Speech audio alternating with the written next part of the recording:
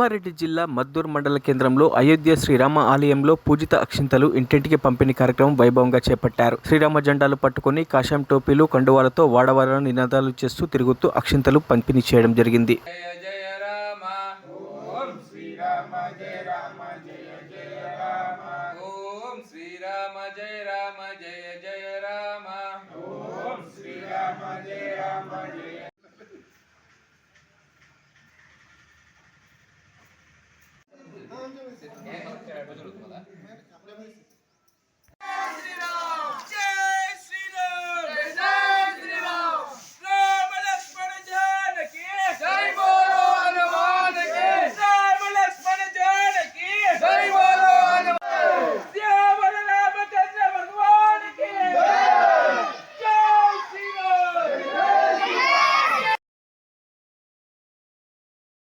మరిన్ని అప్డేట్స్ కోసం మా ఛానల్ని సబ్స్క్రైబ్ చేయండి.